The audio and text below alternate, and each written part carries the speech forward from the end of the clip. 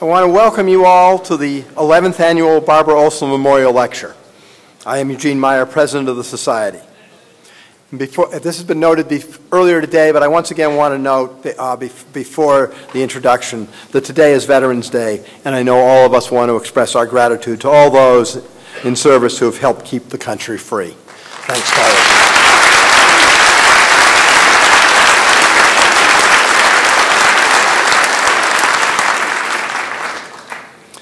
This memorial lecture series started, as many of you know, with Ted Olson's inaugural lecture in 2001, which reminded us of what it means to be an American and how our legal tradition is a critical part of our identity as Americans. Both Ted and Barbara understood this connection. We want the lecture series to remind lawyers of it, so they foster legal principles that advance individual freedom, personal responsibility, and the rule of law. And we're delighted to have Ted with us today.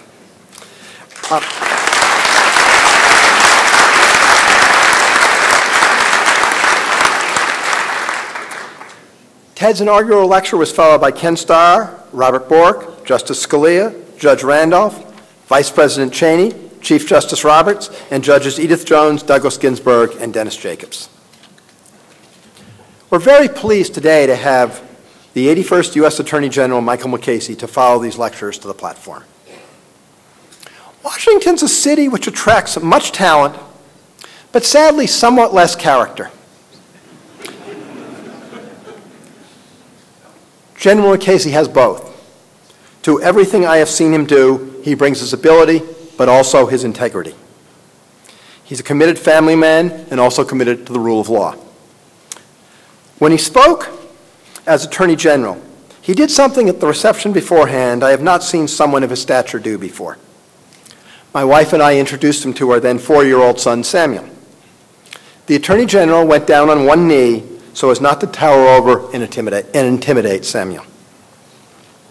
I'll never forget that. On the professional side, he's a graduate of Yale Law School. That law school certainly does graduate a lot of prominent figures. He's currently a partner at the law firm of Debevoise and Plimpton. Early in his career, after spending some time as an assistant U.S. attorney and in private practice, he served nearly 20 years as a judge for the U.S. District Court for the Southern District of New York. Judge Mukasey presided over numerous trials, including a significant number related to national security, most famously the Blind Sheik trial. Then, soon after retiring from the bench to enter private practice, he followed his country's call and at a time of great difficulty, took on the challenging job of Attorney General during the end of the previous administration. That job called for total dedication to our security and to our liberties. It needed someone with unimpeachable integrity, great skill, courage, and total commitment to our country. That is not easy to find. The country found it. It is my honor to introduce for this year's Barbara Olson Lecture the 85th U.S. Attorney General, Michael Mukasey.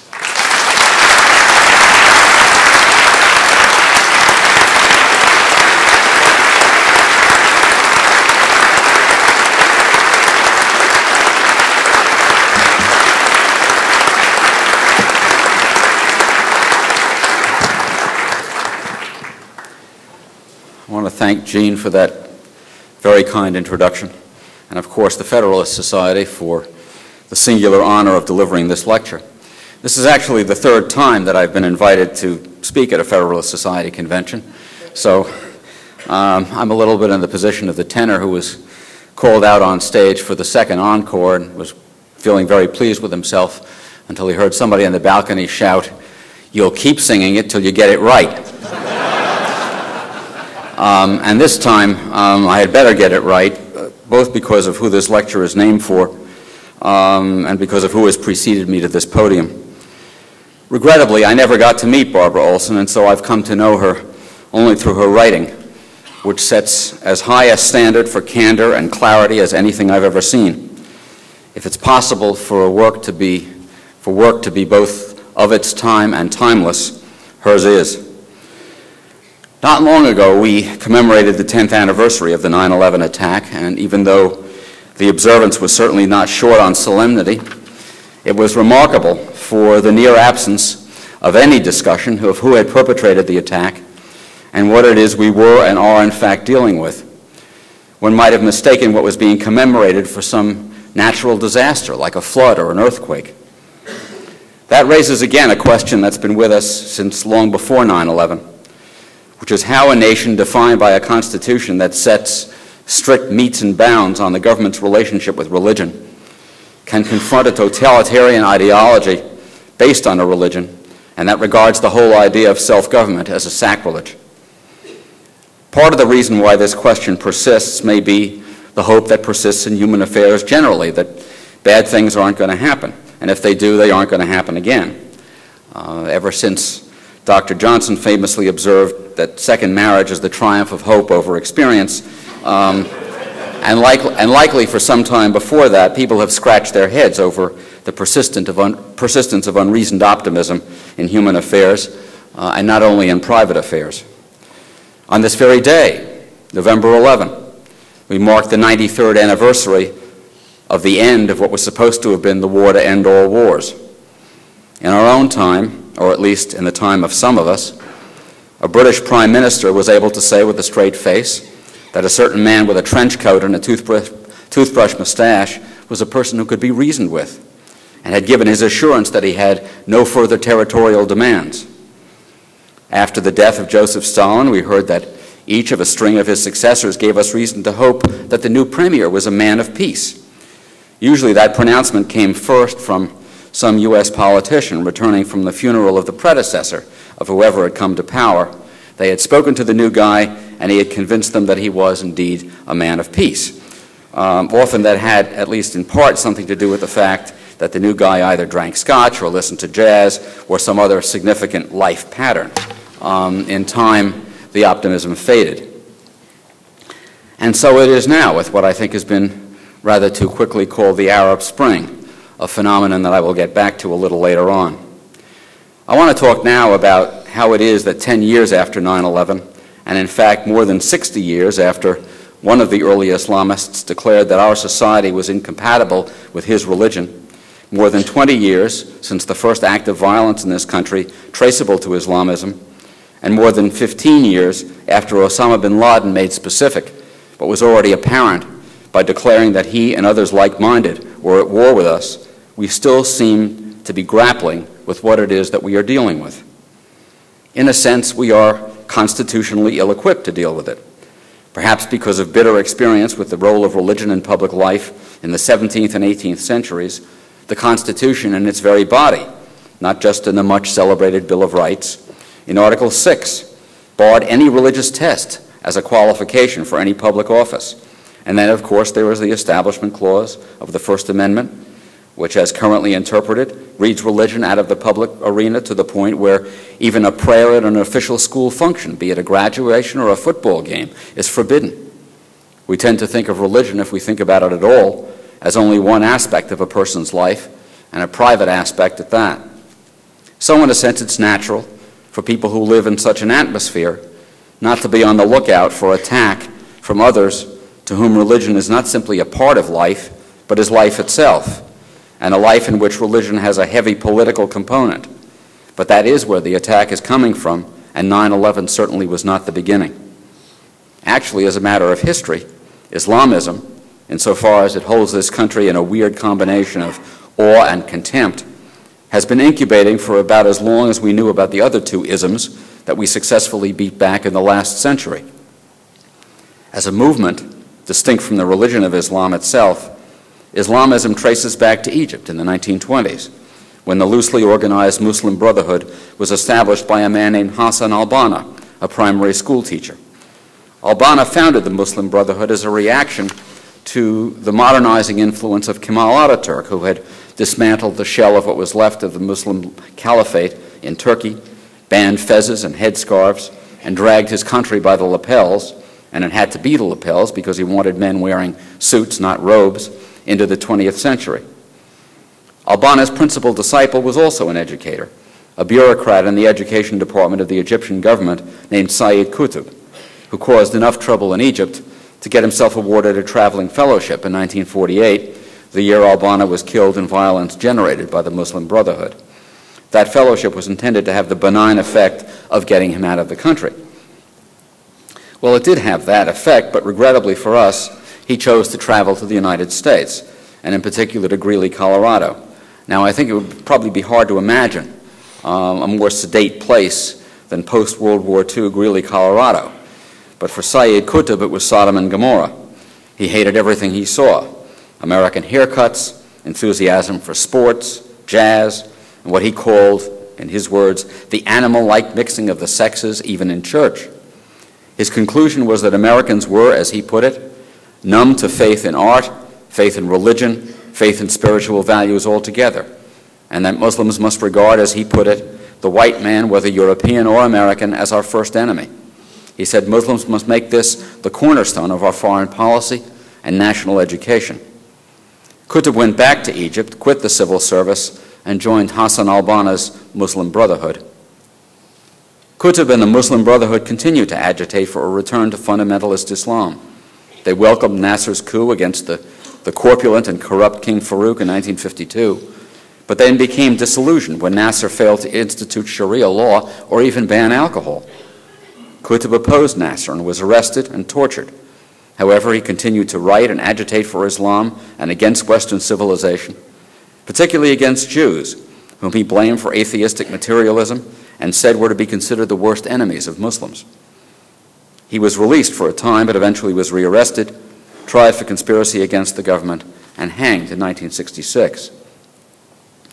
At that time, many members of the Brotherhood fled to Saudi Arabia, where they found refuge and ideological sustenance. Qutb's brother was among those who fled and taught the doctrine in Saudi Arabia. Among his students were Ayman al-Zawahiri, an Egyptian who would become a leading al-Qaeda ideologist, and a then obscure Osama bin Laden, the pampered child of one of the richest construction families in the country. And the rest, as they say, is history. That history did not come to these shores on September 11, 2001, or even on February 26, 1993, when a truck bomb went off in the basement of the World Trade Center, killing 6 people and wounding hundreds and causing millions of dollars in damage that would eventually come to be known as the first World Trade Center bombing. Rather, it came at the latest in the 1980s, when a couple of FBI agents spotted a group of men taking what looked like particularly aggressive target practice at a shooting range in Calverton, Long Island. When the agents approached, they were accused of what we now call racial profiling and backed off.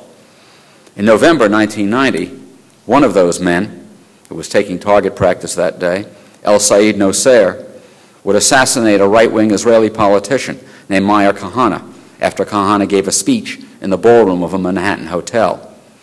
The case was treated by the Manhattan DA as the lone act of a lone gunman. When the 1993 World Trade Center bombers demanded freeing Nosser from jail, it became apparent that the Kahana assassination was not the lone act of a lone gunman. In fact, when authorities reviewed the amateur video of Kahana's speech the night he was killed, they discovered that one of those 1993 bombers had been in the hall when Kahana was shot in 1990. And further investigation disclosed that another was driving what was supposed to be Nosser's getaway vehicle. When material seized from Nosser's house was finally taken off the warehouse shelf and examined, it was discovered to contain material urging that Western civilization be toppled by knocking down tall buildings. The man who served as a spiritual advisor to Nosser and to the 1993 Trade Center bombers, and who had issued the fatwa that resulted in the assassination in 1981 of Anwar Sadat, Omar Abdul Rahman, the so-called blind sheikh, who later would issue from jail the fatwa that authorized the 9/11 attack, was tried before me, along with Nosser and several others, and convicted of participating in a conspiracy to conduct a war of urban terror against this country that included the Kahana murder, the first Trade Center bombing, and a plot to blow up other landmarks around New York and to assassinate Hosni Mubarak when he visited the United Nations. The list of unindicted co-conspirators in that case included Osama bin Laden, the pampered rich kid who had studied at the need of Syed Qutb's brother in Saudi Arabia. All of this was treated as a series of crimes. Unconventional crimes maybe, but merely crimes. In 1996 and again in 1998, Osama bin Laden declared that he and his cohorts were at war with the United States, a declaration that at the time got little serious attention. In 1998, our embassies in Nairobi, Kenya, and Dar es Salaam, Tanzania, were almost simultaneously bombed, and again the criminal law was invoked with the usual mantra, bring them to justice. This time, in fact, the indictment actually named Osama bin Laden as a defendant. Apparently, he was unimpressed, or at least undeterred, because in 2000, his group, Al-Qaeda, bombed the USS Cole in Aden, Yemen, killing 16 U.S. sailors, and would have carried out the bombing of another naval vessel, the USS the Sullivans, but for the fact that the barge carrying the explosives was overloaded and sank.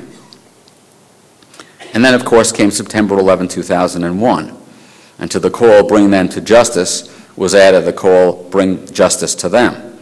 And we were finally told that we were at war, which was more than 50 years after Sayyid Qutb determined that Islamists would have to make war on us, about 15 years after Islamists made it clear that they were training for war with us, and 5 years after Osama bin Laden made it official with a declaration of war.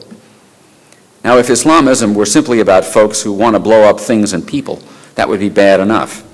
It might be something we could deal with. After all, we have an intelligence system that sometimes, although not always, detects our enemies, and a robust military. But the violence is simply a means to an end. The end is the imposition of Sharia, which is a comprehensive framework that has spiritual aspects, to be sure, but is supposed to regulate all behavior, economic, social, legal, military, and political. Because it is all-encompassing and lays claim to being divinely inspired, it regards the notion that people can determine the rules that govern any aspect of their own lives, either themselves or through elected representatives, as anathema, which is to say, Sharia is totalitarian and profoundly anti-democratic. Hints of this comprehensive framework come peeking through even in the episodes of violence and support for violence that have been the subject of prosecution in the civilian courts of this country. And so in the terrorism trial over which I presided, in which the defendants were charged with participating in a conspiracy that included bombing various landmarks in New York City, a conspiracy that was infiltrated by an informant, so we had tape-recorded discussions among the participants. There was one recorded conversation between the informant and one of the defendants as they shopped on Canal Street in New York for an electronic device that could be used as a detonator. The defendant commented that the society in this country was one in which anything was available. Detonators, pornography, anything. He made the observation not out of admiration, but out of contempt, and in the belief that such a society was rotten to the core and would collapse easily under pressure from militant Islam, which represented to him a source of purity. And in the terrorist financing trial of an entity called the Holy Land Foundation in 2008, there was introduced in evidence a document entitled Explanatory Memorandum on the General Strategic Goal for the Group. The group apparently refers to the Muslim Brotherhood in America.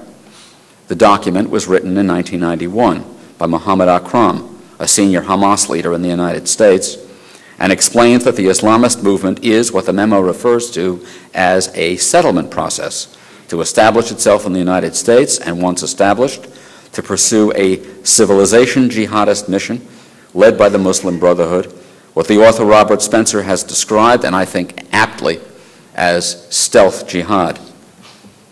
The document itself describes what it calls a civilization jihadist process as a kind of, and these are the words of the document, kind of grand jihad in eliminating and destroying the Western civilization from within and sabotaging its miserable house by their hands and the hands of the believers so that it is eliminated and God's religion is made victorious over all other religions.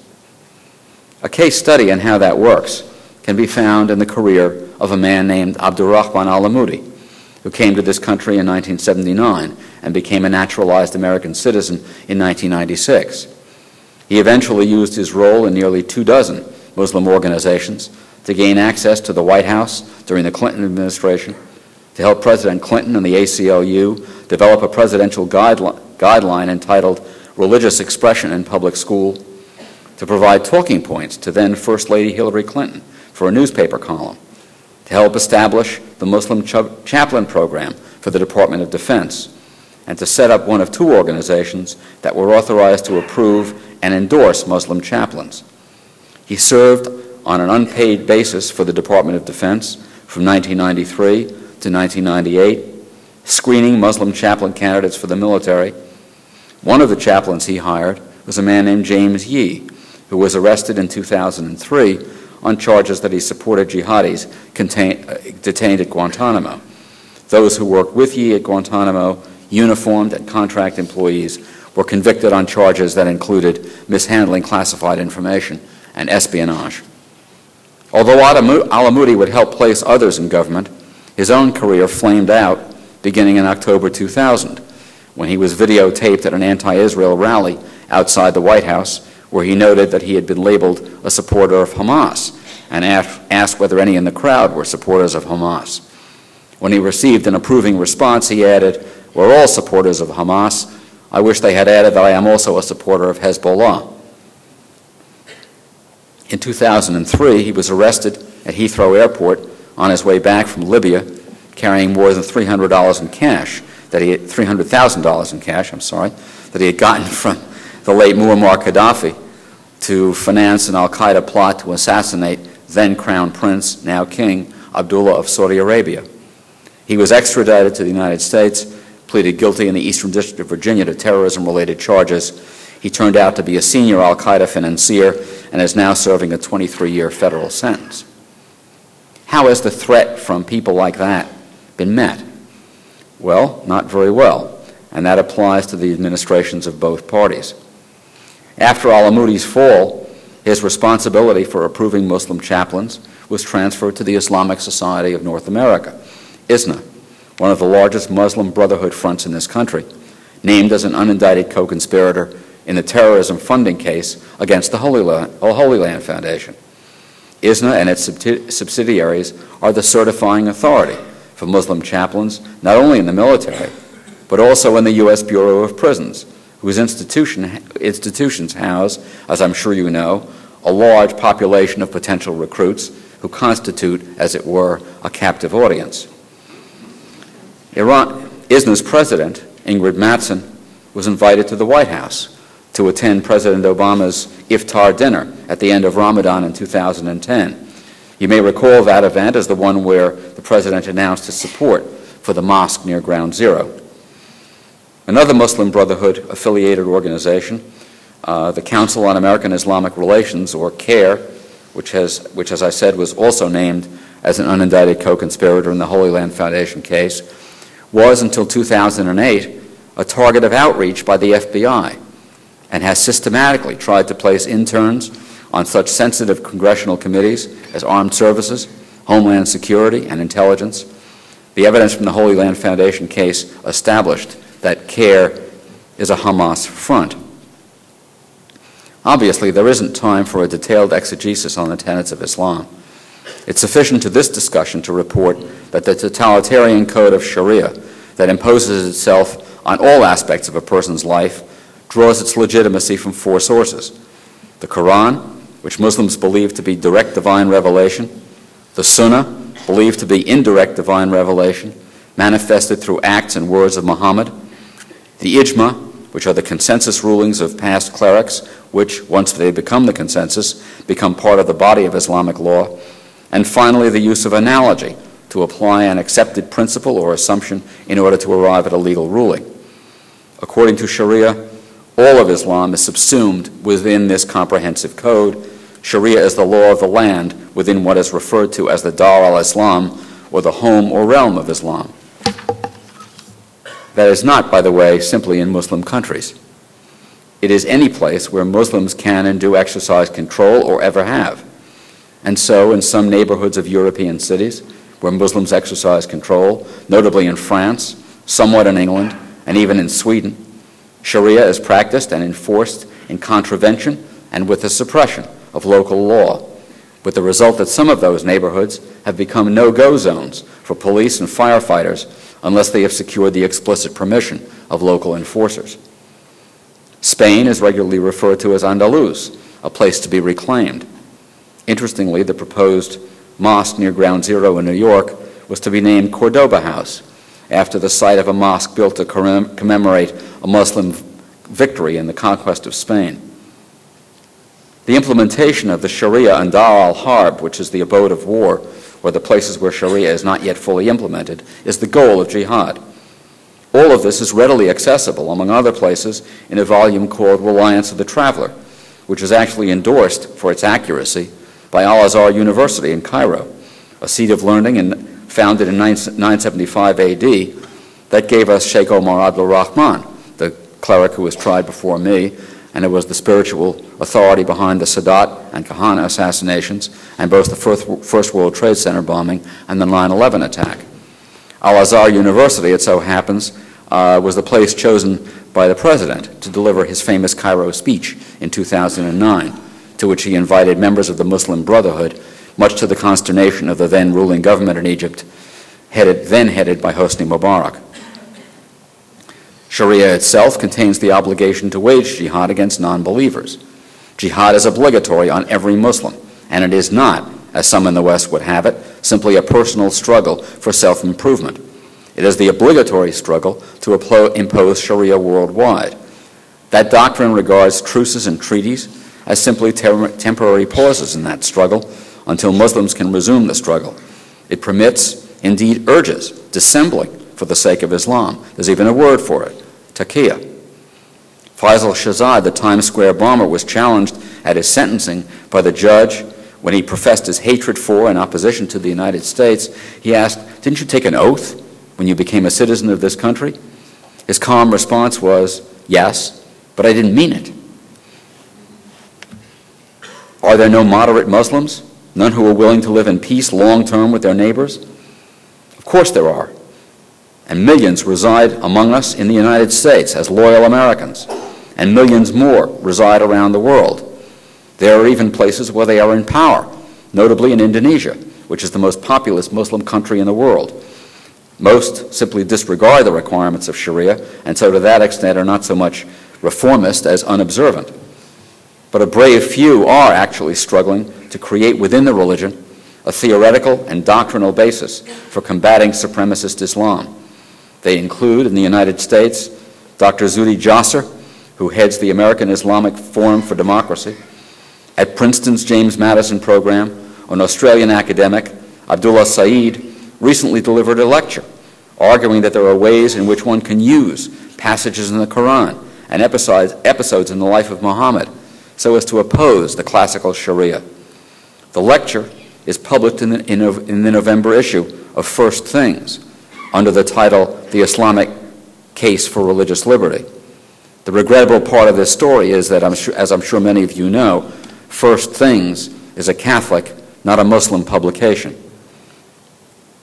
There was also recently published a compendium by the late Islamic scholar Abdurrahman Wahid, who was once the president of Indonesia, who also led an organization called Nahdlatul Ulama, the world's largest Muslim organization of 40 million members. That organization and other Indonesian moderates have clashed directly with the Muslim Brotherhood and argued that Islamic scripture does not require the establishment of a worldwide Islamic caliphate or the imposition of Sharia jurisprudence, which they argue is a matter of conscience.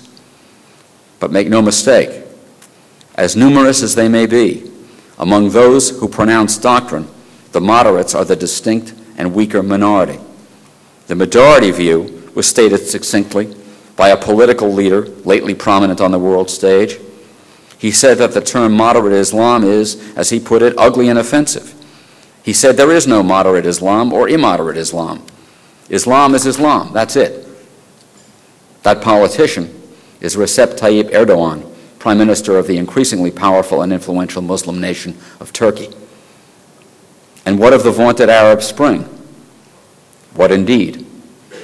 As events unfolded in Tahrir Square, we in the United States saw lots of coverage about how the driving forces of the revolution relied on Twitter and Facebook, but not so much coverage of the public rape of a CBS journalist in Tahrir Square to shouts of Allahu Akbar, and even less coverage of the emergence of the Sinai Peninsula as a refuge for Hamas-trained terrorists who travel freely from Gaza and who in August launched an attack that killed 7 Israelis. There was, I think, virtually no coverage at all of the return to Egypt of Sheikh Yusuf Qaradawi, who had been exiled from that country by Hosni Mubarak, and who delivered a triumphant sermon in Tahrir Square upon his return. Qaradawi is praised in many quarters in the West as a liberal and a reformer who has, among other things, stood up for women's rights. And so he has, even to the point of issuing a fatwa that authorizes women to participate in suicide bombings. In Tunisia, Islamists are in control. Their leader, Rashid Ghannouchi, like Qaradawi, recently returned from exile to lead his party. Barely 5 years ago, he called for the public hanging of Raja Ben Slama, a defender of women's rights who taught at the University of Tunisia, and urged that she be joined on the gallows by another Tunisian freethinker, Lafif Lakhdar. But even a member of the Wall Street Journal editorial staff, in a recent column in that paper, assures us that Ghannouchi is a new breed of Islamist, with a sense of irony and of humor. Ghannouchi even assured the journal editor that he would not seek to ban alcohol in Tunisia because it's well known that alcohol is consumed privately. And he recalled that the United States had had an unpleasant experience when it tried that experiment several decades ago. Quite an ironist and a humorist, and apparently the spiritual successor to those Soviets who, as we were told, must have been men of peace because they drank scotch and listened to jazz. I would certainly concede that the administration in which I served was hardly a model of clarity in confronting this phenomenon. We all recall that we were told immediately after 9/11 that Islam was a religion of peace. The Director of National Security and later Secretary of State, whose memoir came out last week, went so far as to say that it was a religion of love and peace, that it had been kidnapped by extremists. There were reasons for that, including such diverse considerations as our experience with treatment of Japanese during World War II, which we did not and do not want to repeat, to the relatively recent phenomenon of political correctness. But to understand how far we've come, imagine for a minute President Roosevelt telling Congress on December 8, 1941, that the peaceful Shinto religion had been kidnapped by militarists. We've gone a whole lot further in that direction in the last nearly 3 years. The term war on terror is out. In fact, terrorism itself is out in favor of man-caused disaster. In August, the White House issued a strategy paper for dealing with what we used to call terrorism. It doesn't use that word terrorism in its title. It's called, quote, "Empowering Local Partners to Prevent Violent Extremism in the United States," unquote. What's wrong with that? What's wrong with it is every single element of it.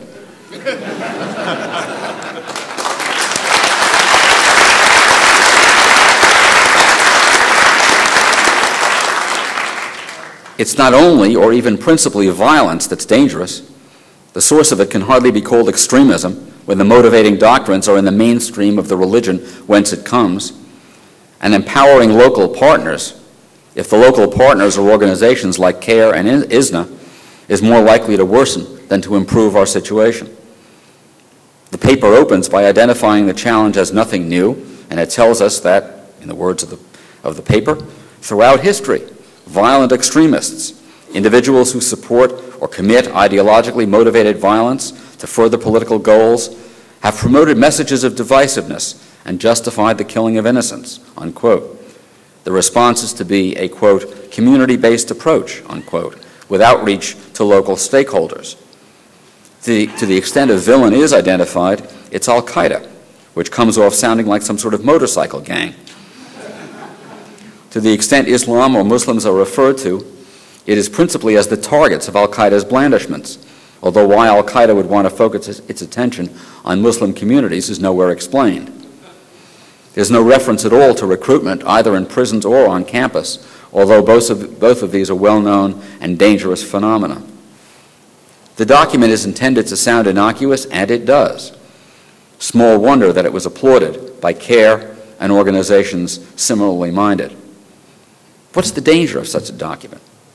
Well, take a long look at the social change that has overtaken some countries in Europe, including France and England and even Sweden, where Muslim enclaves are encouraged and tolerated and where Sharia rules.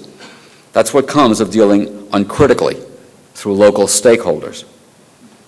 What the document also overlooks is that from 9/11 onwards and even before, Participants in successful and unsuccessful plots have been radicalized not in Muslim countries, but in the West. Ziad Jarrah, the terrorist at the controls of the plane that was taken over by brave passengers over Pennsylvania, was raised in Beirut, where it's said that he never missed a party, but then he went to Hamburg, Germany, where it's said that he never missed a prayer. Major Nidal Hassan, who murdered 13 of his fellow soldiers at Fort Hood. Faisal Shahzad, the would-be Times Square bomber.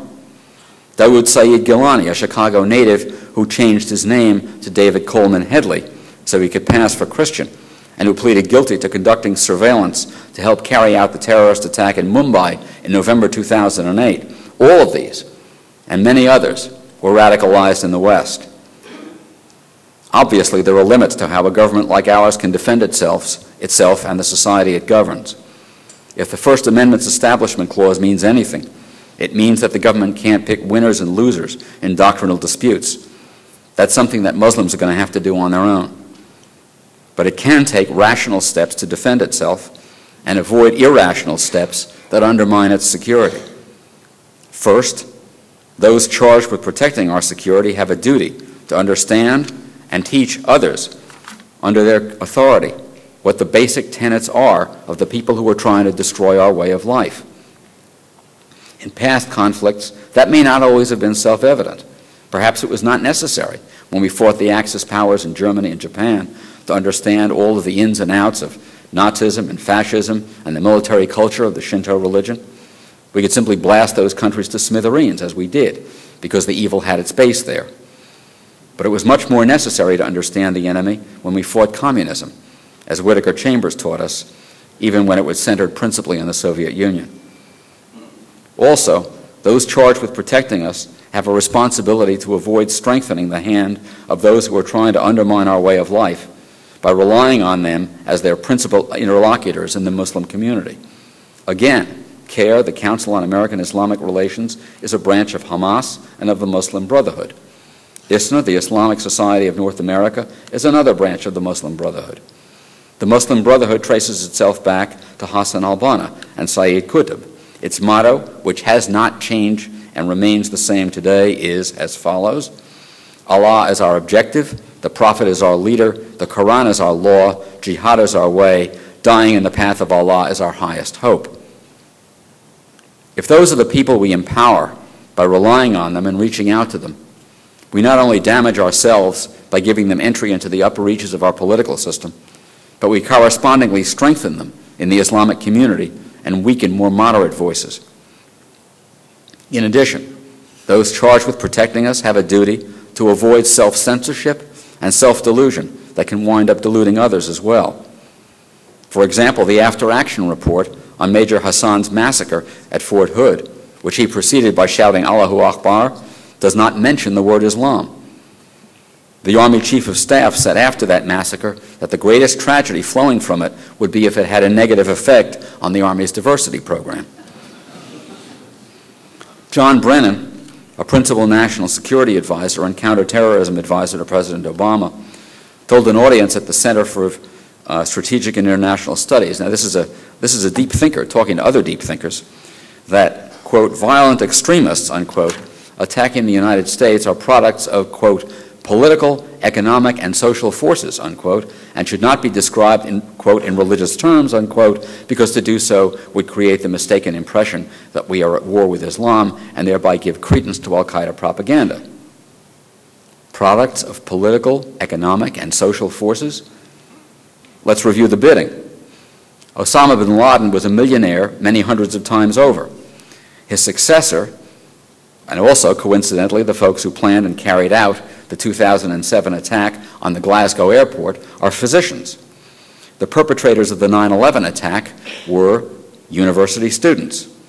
Umar Farouk Abdul Muttalib, who tried to blow himself and his fellow passengers up aboard an airplane over Detroit on Christmas Day of 2009, is the son of the former economics minister of Nigeria. Products of political, economic, and social forces? John Brennan added for good measure in another speech at the NYU Islamic Center that we should not speak ill of jihad because it's simply a struggle to purify oneself or one's community, and referred to Jerusalem with the Arabic al-Quds. Well, al-Quds, as it happens, is Arabic for the holy, and is used as a rallying cry by jihadists to liberate Jerusalem from the infidel Jews and Christians. Interestingly, the Iranian Revolutionary Guard Corps unit that is assigned to perform foreign sabotage and subversion, and that is alleged to have planned the execution of the Saudi ambassador in Washington recently, is called the Al-Quds Force. In the same speech, Mr. Brennan, who had once been the CIA station chief in Saudi Arabia, said that he admired the way the Saudis fulfilled their duties as custodians of the two holy mosques at Mecca and Medina, and, quote, marveled at the majesty of the Hajj, unquote, something he could not conceivably have done unless he is in fact a Muslim, because infidels are not permitted to set foot in either Mecca or Medina.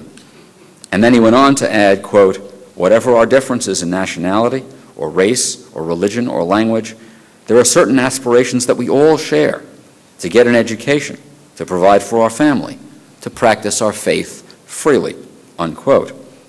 Rather odd coming from the former head of CIA operations in Saudi Arabia, where Sharia adherents permit no other faith to be practiced.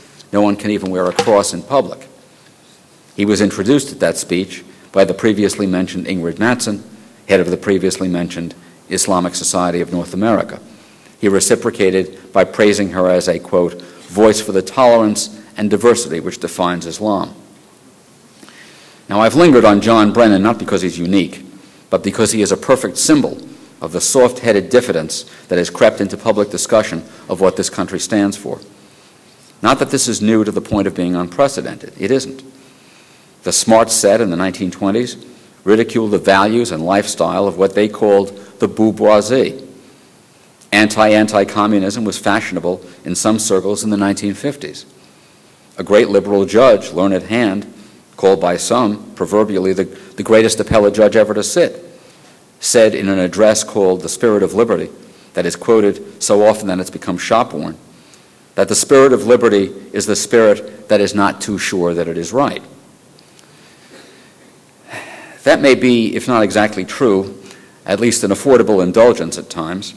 It may even have been an affordable indulgence at the time he said it, which was in the late spring of 1944, when victory against the ism of that day was, if not exactly around the corner, at least pretty well certain. But today, we are up against people who are sufficiently sure that they are right to fly airplanes into buildings, and we had best make certain that the spirit of liberty is sure enough that it is right to keep itself and us alive. I thank you again for the great honor of speaking.